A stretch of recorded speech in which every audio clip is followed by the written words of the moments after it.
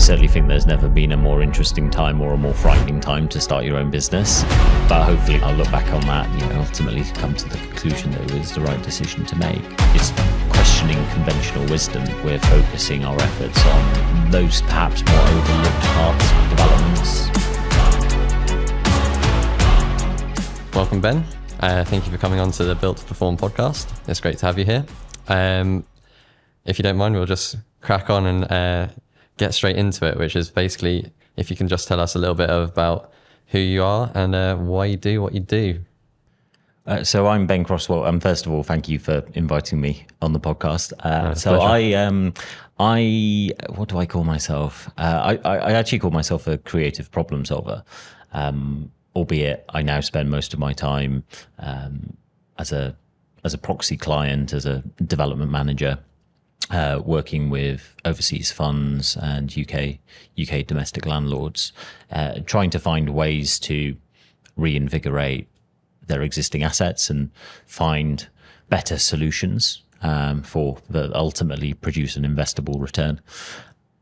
But also, I spent half of my career on the consultancy side.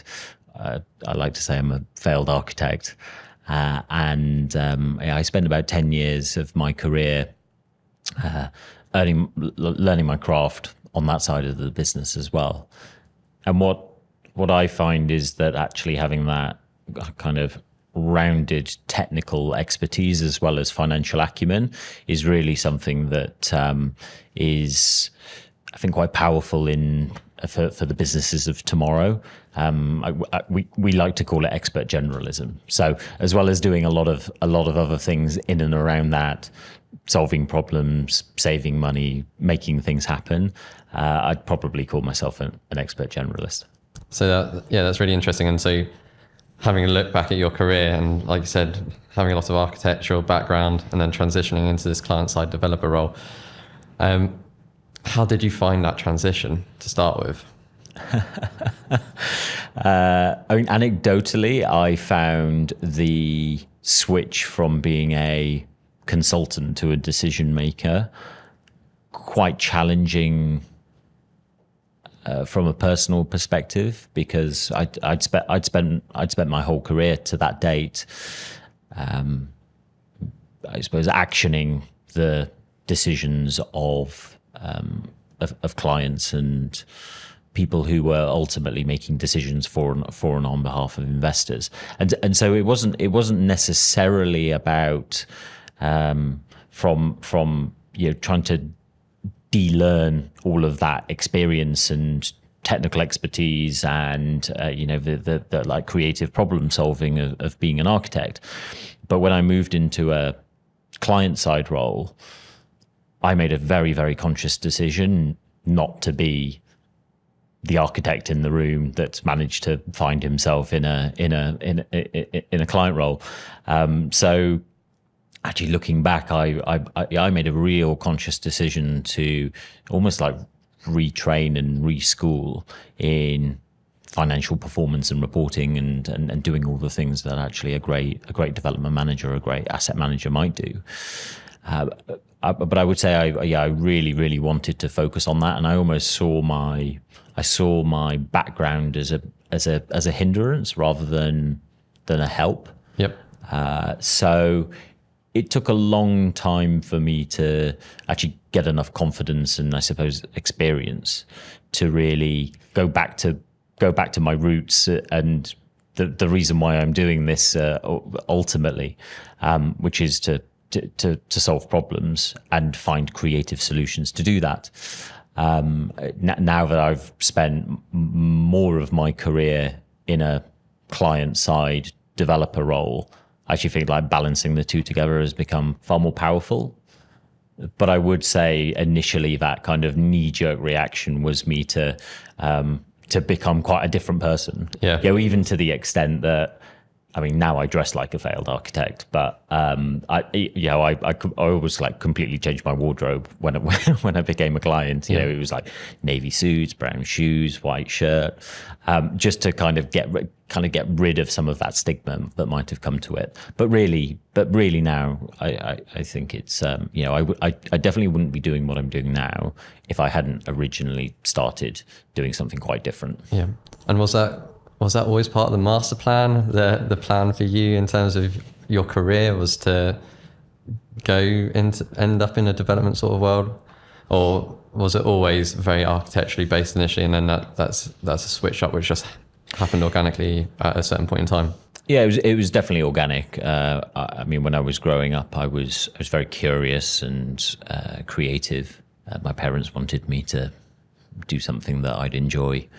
And get paid well to do it, and God knows why they suggested architecture. Because I mean, despite it being, it is a fantastic profession, but I think it has become less valuable over time, as real estate has become more of a commercial beast, and not to say that this experience is across the board, of course, but sometimes it just felt like we were sort of window dressing a commercial problem.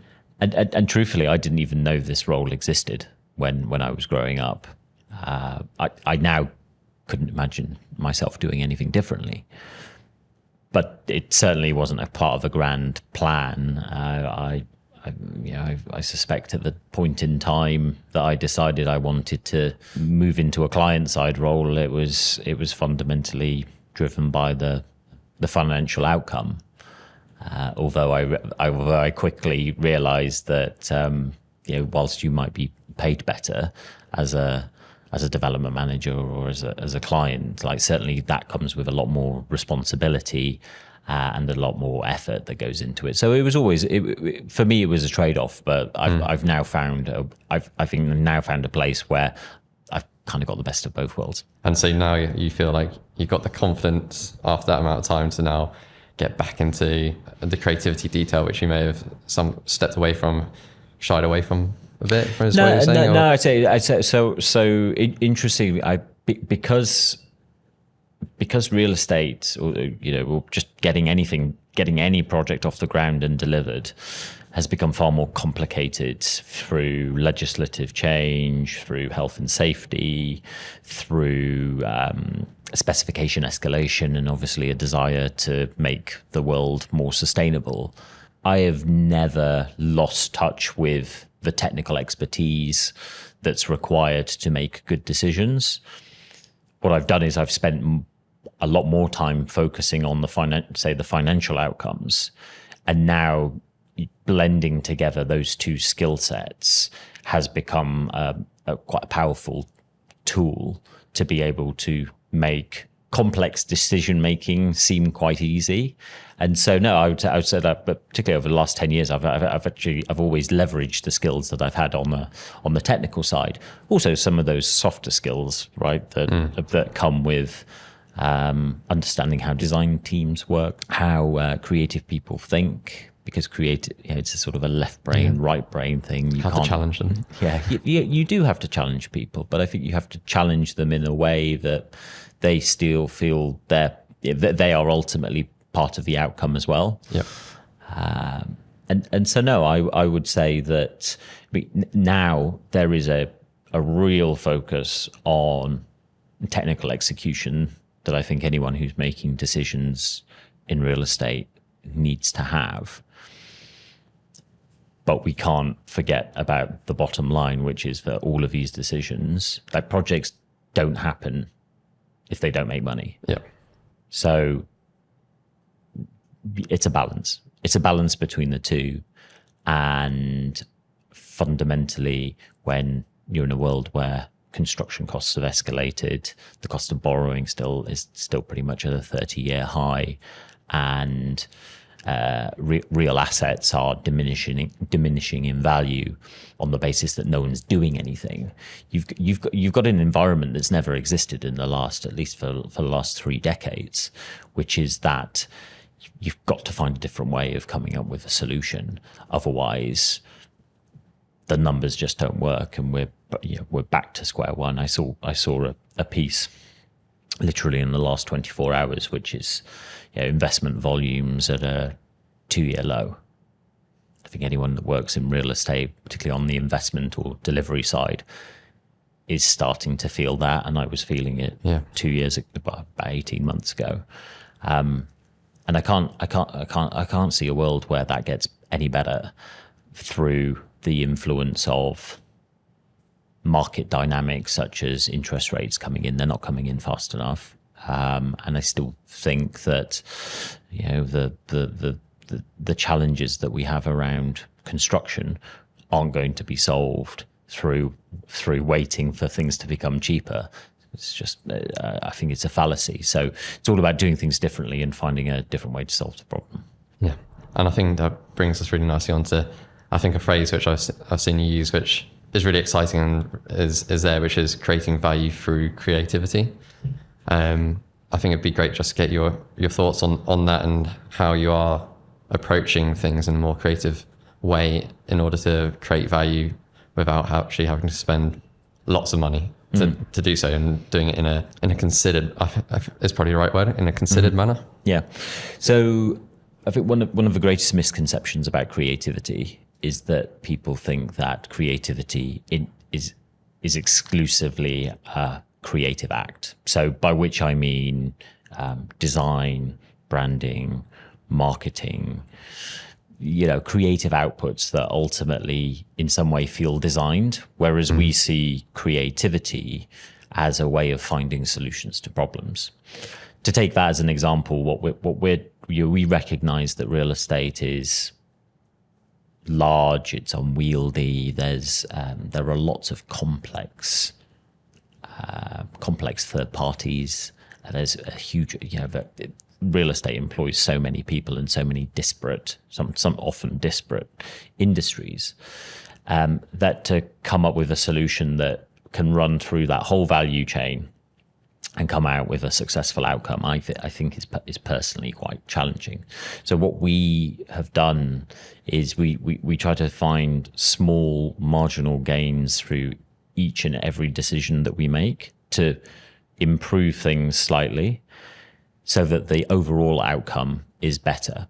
And that is very much aligned with like performance athletics, and how you might remember from a couple of years ago, you had the marginal gains theory, which led numerous Olympians and numerous British cyclists to success in the Tour de France and on the velodrome, etc. And we sort of take that analogy. There's no one silver bullet that's going to define a successful outcome, but we've got to find different ways of running through these processes to ultimately deliver investable returns. When that comes down to sort of the practicalities of actually delivering those sorts of business plans, I mean, there's part of it which is about speed, and it's about execution, and it's about making quick informed decisions. The other part of it is actually then understanding how buildings perform and function, what the occupier wants, which I personally think most people overcomplicate, and ultimately what investors need, which is long-term sustainable income. And we solve that problem through really focusing on the product that we're trying to deliver in terms of what it feels like, what's the emotional investment that someone might have in that. But then on the delivery side, it's actually about understanding what needs to be replaced, how we're going to replace it, how much it costs, whether there's an alternative solution, giving our teams the best information that we can possibly give them, and ultimately challenging them to come up with a better solution. If you want to break all of that down, actually, we don't just look at existing buildings or existing assets as a structure and as a facade that we can retain. We get really deep down into the weeds, and we're looking at the systems that sit behind that, like how old's the boiler, how old are the carrier systems, the terminal units, when were they last serviced, can they be refurbished by the original supplier, what's the best way to increase energy performance of the building without having to replace the facade, how do we get the long-term financial resilience out the back end. So we're always asking these questions. Yes, we have a view, sometimes we're right, sometimes we're wrong, but it's about being critical about every decision that you're making, and ultimately making sure that the decisions that you're making at that point in time are the best informed ones. And I think something which you mentioned about the industry not loving change. Why do you think the industry really struggles with change? Change is interesting because I think as a species we don't like it because we like our comfort zone. Historically, to take a slightly more contrarian attitude, I think that there's never really been a huge need to change because the processes have become more institutionalized and therefore more acceptable. But also that, particularly through the change that we're enacting, like we're trying to do projects faster, more cost effectively, and ultimately deliver better solutions. Now, that ultimately takes more intelligence, harder thinking. It probably takes us more time to be involved in those projects and providing that leadership. But we're also, notwithstanding all of that background, we're working on these projects that ultimately have a lower cost of entry. So everyone that's involved in them is being paid less to work harder and faster than the competition. And that's an environment that just hasn't existed before. And I think there's just been an inertia to think, well, actually, this is how we did things before. It worked. It worked last time. It ain't broke, so we don't need to fix it. And I guess we're just now at a point where, as you've seen, it's so much inertia in the market that people do need to find a different way of doing things. People need to be more collaborative. People need to ask more questions or come up with smarter solutions. So I think there's been a resistance to change just because we've never had to change. And certainly if you look at the last 5 years, there has been an inordinate amount of change in society, in technology, in the cost of borrowing, in the financial environment, in geopolitical crisis. So I would say like now is exactly the right time to be changing the way that we do things. Yeah, and avoiding that fear of change paralysis or fear of making a decision paralysis, which quite often happens when there's so much uncertainty about, which obviously we have had for, feels like longer than 5 years, but for the last period of time. And I think you're right. It's trying to find ways to move through that and encourage people to move and not sit still. What are your thoughts in terms of, we talked about getting decisions wrong. I think something which I'm quite passionate about is failing fast and learning from it and then moving on. And is that something which you're also aligned with in terms of it's okay to fail, get something wrong, as long as we learn from it quickly and we then move on to the solution in a different way? Yeah. For us, it's all about transparency. That when you're making a decision, you're not making those decisions in a vacuum. You're making those decisions collectively. Obviously, with our role and responsibility is to make the right decision for and on behalf of our clients. Yeah. But we're ultimately transparent about the reasons why we're making those decisions and backing it up with evidence. And this idea that actually we've I like how you phrased it. Fail fast, and adapt and learn from it. But I was trying to tot it up the other day about the number of decisions we might make in refurbishing an existing building. We're probably making 250,000 decisions through the lifetime of that project. It's like, you're going to get some of those wrong. And you just have to accept that some of them will go wrong. But so long as they're not the big cataclysmic decisions that you get wrong, then I think then that's absolutely fine. I think we shouldn't be scared of failure. What we should be doing is we should be learning from those mistakes and trying to make things better, and just being observant and transparent about how we operate. Yeah, as I say, like, we don't, as a business, we don't claim to be right all the time. Sometimes we get, we approach things through the advice that we're given by our consultants, because ultimately things do change. You find something completely different, and it does have to then change your perspective around the solution that becomes part and parcel of a business plan.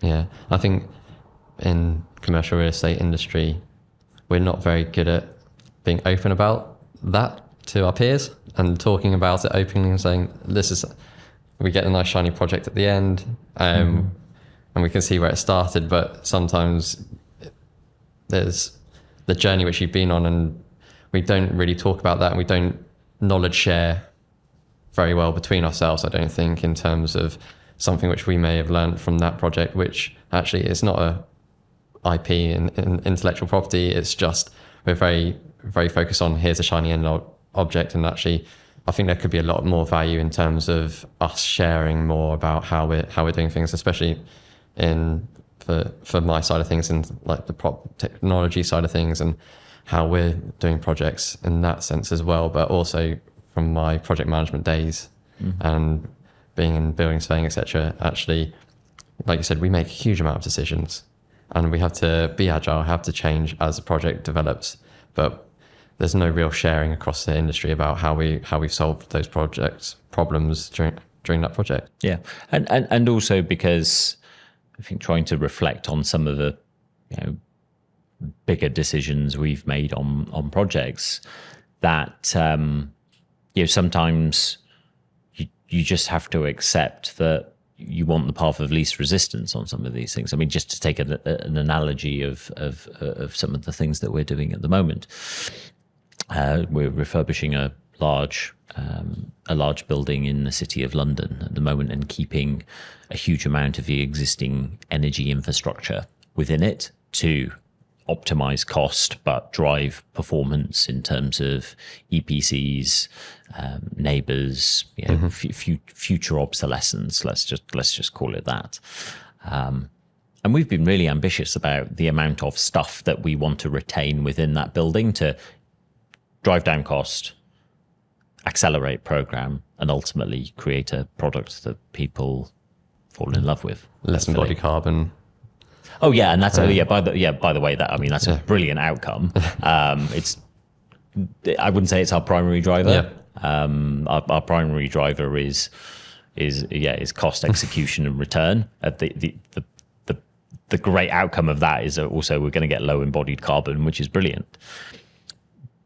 So in terms of kind of setting those aspirations, we're now speaking with the supply chain and understanding whether there's kind of broad alignment between what we want to do and what they will accept. And just really simple things like keeping containment, like metal containment that's on the floor. We're like, well, that's a piece of metal that's going to be replaced with exactly the same piece of metal if we take it down. But engaging with them on a one-on-one basis. They're telling us it doesn't work from a logistics point of view. It's like, who takes the responsibility? Where's the damage? Et cetera, et cetera, et cetera. Lots of things. But you have to contextualize that on a building of that scale, 20,000 square foot floor plates. Would probably save us £20,000 per floor if we manage to salvage that material and basically put it back up. Now, that's £100,000 over the scale of the building. Now, that doesn't really shift the dial in terms of the amount of money that's being spent on the capital works program. What does really shift the dial is us deciding not to replace the BMS, but actually replace parts of it to upgrade it to mean that it communicates more effectively with the new systems that we're putting in. Yeah. The difference between replacing a BMS and keeping the existing one, it's about £1 million. So philosophically, you might take the argument that, oh, well, we should be saving the metal that's on each floor because it's the best thing to do and blah, blah, blah. But really, it's only going to save us £100,000 if we did that. If we focused our effort and our energy on ensuring that actually these huge systems that we're retaining within an existing building are put to good use for the next 15 years, then that's where we should be focusing our efforts. Now, I couldn't have told you that that's where we would have ended up when we originally underwrote the project. But those are the types of things that we're investigating, and for us, it's like, okay, great, we know what we're doing. We'll make a decision. We'll focus on this. We might be able to find a better solution, but actually, there's time better spent on finding other solutions, and that's the sort of thing that we would like to be able to communicate more broadly to the market around. Actually, this based on our experience and our hard work. These are the outcomes. Be very happy to share those things. Yeah. If all anyone need do is ask. Yeah, we're not very good at that, though, are we? No. Well, that's the whole point of doing podcasts like this, though. It is sharing that knowledge and that value to a wider audience, which would not ask that question, and they can hear it and challenge that thought process, and then maybe reach out to you on that. So I think it's really powerful. Kind of on that, and you were talking about the end user and things like that. How do you find the risk and reward side of things, and also the challenges which, say, agents bring into that sort of fear, saying this is the expectation of what, if you're going to let this space, this is what they want to expect and how they should receive it, and then you challenging it and saying, actually no, we're going to be retaining this, and still make it a space which lets up quickly and meets your financial modeling. Yeah, so one of the, I'm not going to throw agents under the bus. I think that would be a very bad move. But again, this is about alignment with expectations around the work that we intend to do to a building, where some might say we're cutting some corners. I would say we're spending money in the right places. But fundamentally, we are incredibly ambitious about what we want to create, but by no means would I say that we want to create best of the best product. We will create best in its class product. I think this idea that everything needs to be built to prime is a fallacy. Actually, if you speak to occupiers, they, alongside lots of other aspects about how they run their business, they too, unless they're a global law firm, going to be sensitive to pricing and how much their occupational costs are. So we're right sizing in and around what an occupier wants, which, by the way, is amenities, a sense of place, character, high performance, a space where their employees want to come. Now, actually, those facts are consistent across the occupier chain.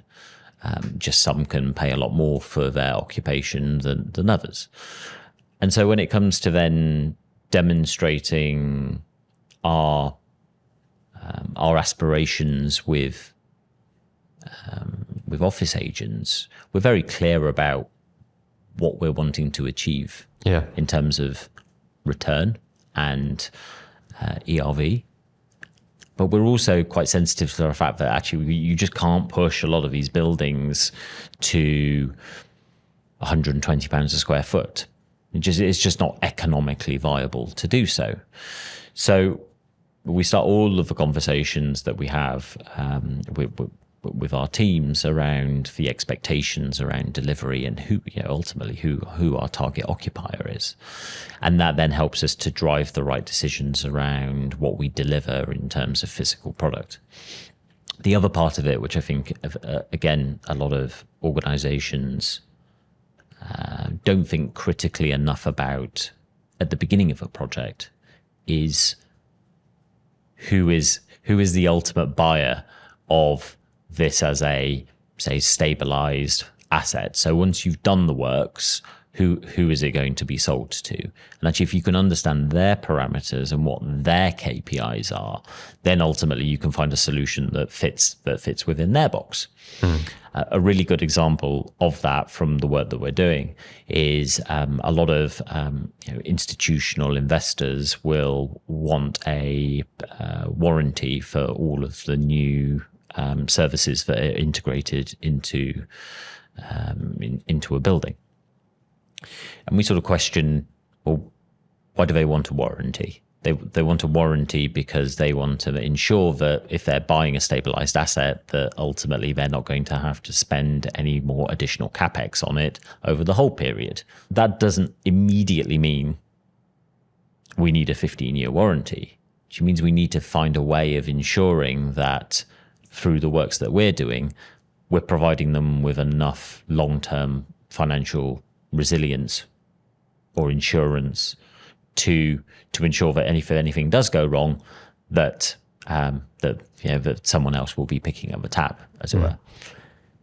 Now, of course, that could be a warranty for a new part, but it could also be us taking that part back to the original supplier, asking them to refurbish it and then give us a new warranty for it. That's one solution.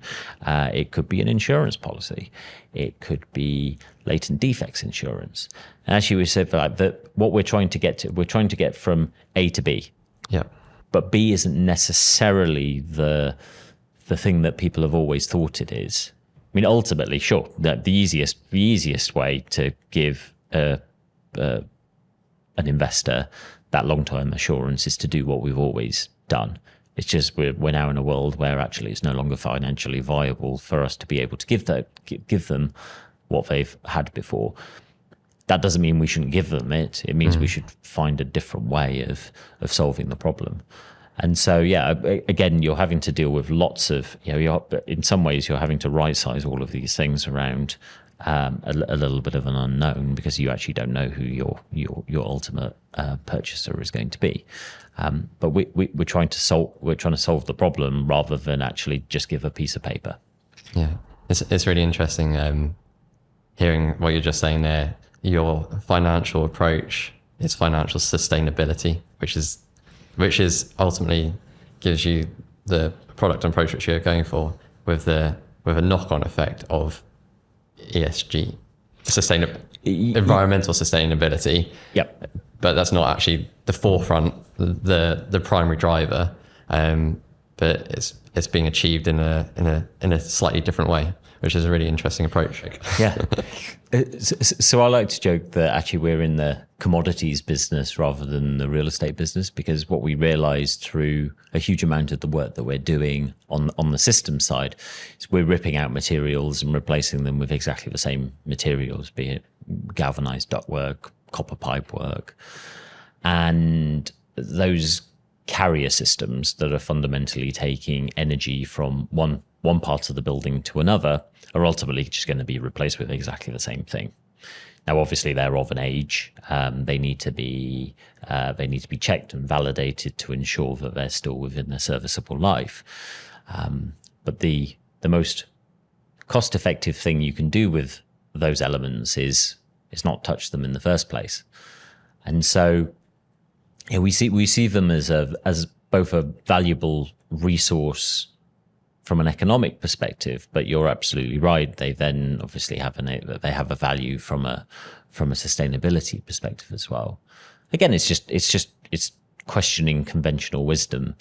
It's making sure that we're focusing our efforts on those perhaps more overlooked parts of developments and strategies that people have never really questioned so much before.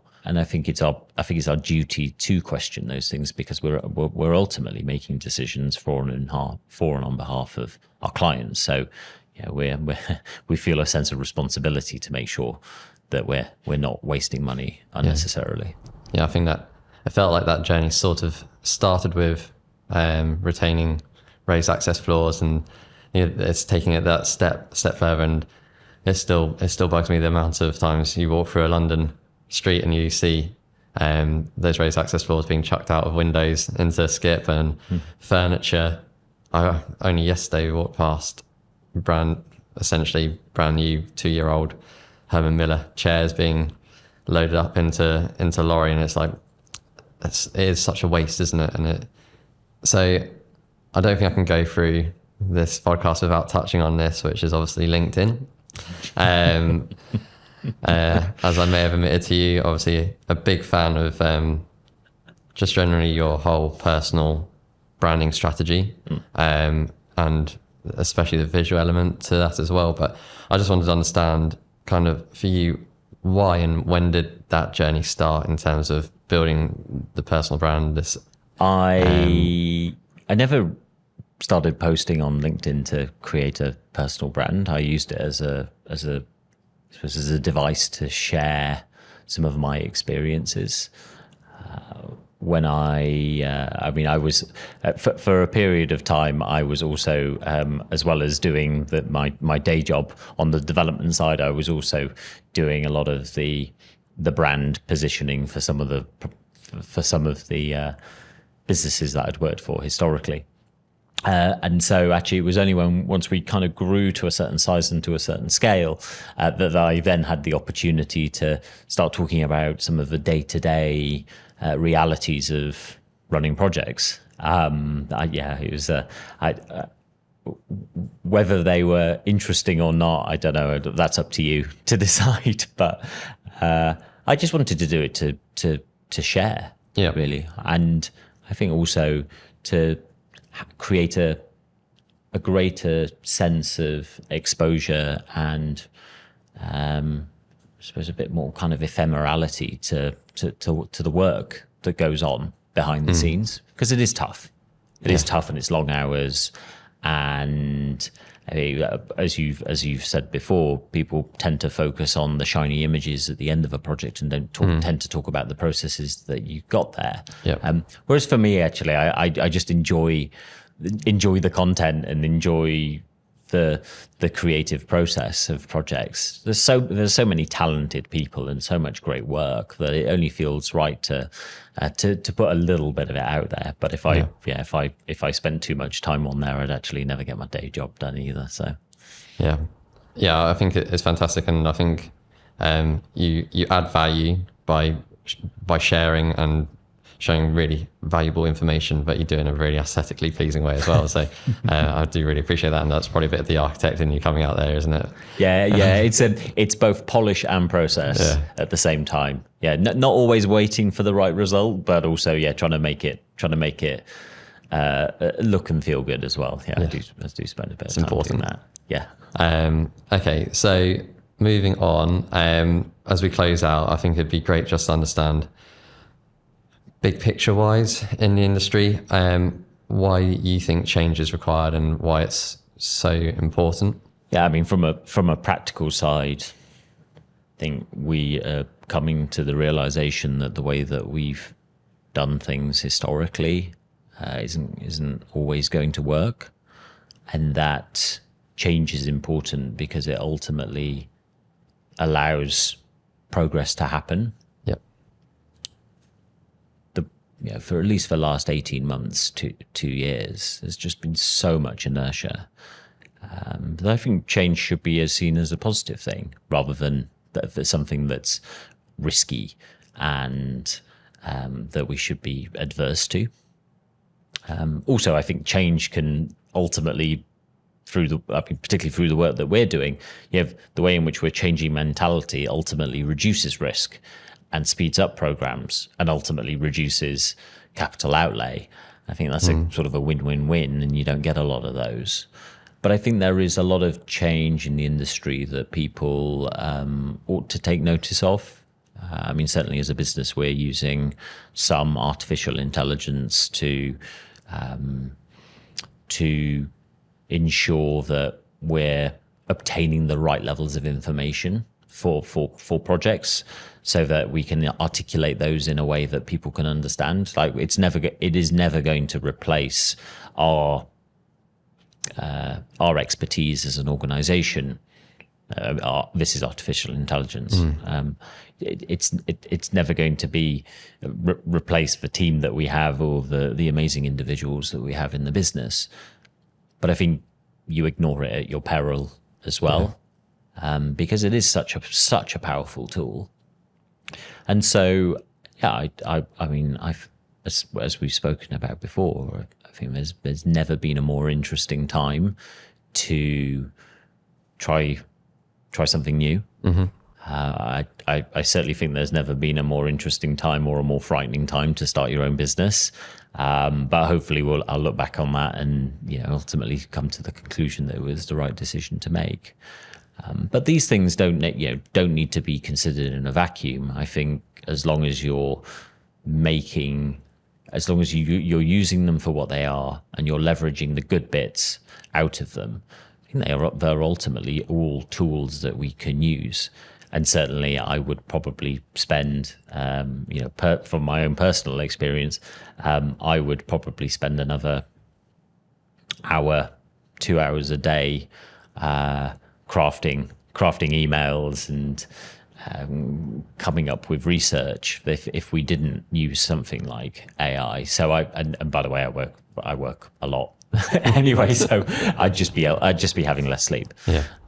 Yeah, I think that's exactly how, as a company, we're really pushing it out, is using it as a co-pilot to allow the teams to go out and do the creative, the stuff which they got into the industry to do, and not sit at a laptop or a PC on Excel doing the research stuff. It's getting rid of the grunt work and allowing them to do the creative, exciting stuff, which and meeting people and getting out and about and visiting the buildings which we're involved in.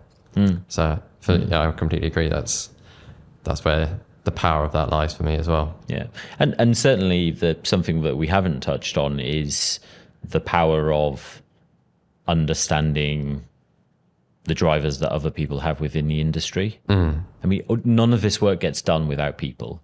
So whilst we are in a business of real assets, physical product, ultimately we're in the people business as well. And it's always fascinating to see how others see the work that we do through their lens, and ultimately trying to find the solution that's going to work for them.